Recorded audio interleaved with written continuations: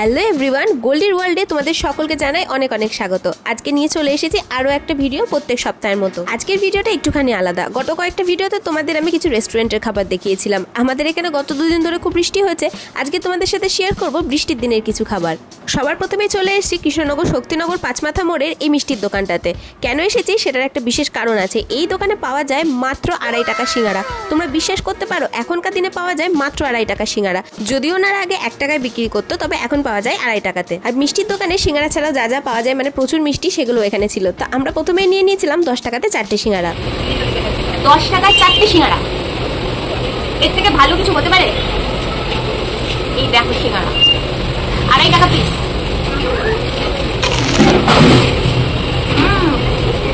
দারুণ খেতে, অবশ্যই এটা ট্রাই করতে হবে। ভেতরে আলু আছে, 2.5 টাকা মানে শুধু ওপরে খোলা থাকে তা না, ভেতরে আলু রয়েছে। বাট টেস্টও খুব সুন্দর। তারপর আমরা নিয়ে নিয়েছিলাম 10 টাকা দামের এই খেজুর নামক মিষ্টিটা। খেজুর মিষ্টি, এই দেখো। আমি তো চামচ দিয়ে খাবো না, এই দেখো।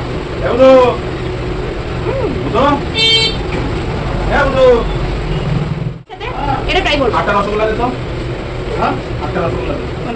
বৃষ্টির দিনগুলো যেরকম তেলে ভাজা সিঙ্গারা ছাড়া চলে না, তেমনি আর একটা জিনিস ছাড়া তো একদমই চলে না। সেটা হচ্ছে এইরকম দারুণ ধোয়া ওটা এলাইচি চা।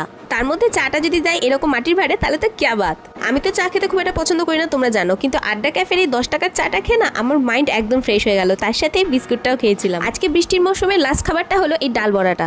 এই ডাল বড়াটা গরম গরম ভাজা খেতে আমার তো দারুণ লাগে। তোমাদের কেমন লাগে আমাকে অবশ্যই কমেন্টে জানাবে। আর এই বড়ার সঙ্গে যে আমাদের চাটনিটা দেয়, সেটা তো আমার বেস্ট লাগে খেতে।